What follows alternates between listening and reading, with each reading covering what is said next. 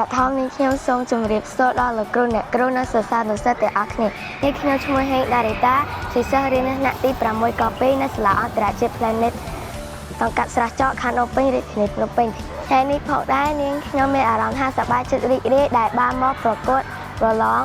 អំណាននៅឯសាលាចតុមុខជាមួយនឹងសិស្សមកពីសាលាផ្សេងៗទៀតផងដែរ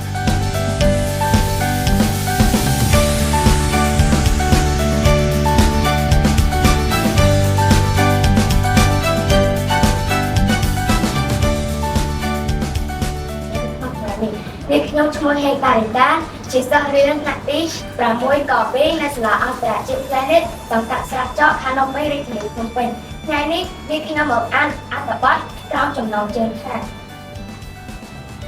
សំណេរនិងអំណាចនៃបរិបទថ្មីសូមអង្គពិធីទាំងមូលរីករាយសន្តាប់ដូចតទៅ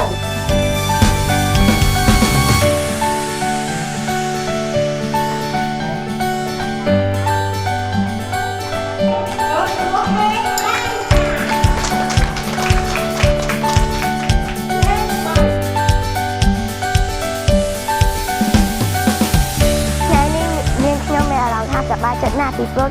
នេះខ្ញុំបានទទួលជ័យលាភីលេខ4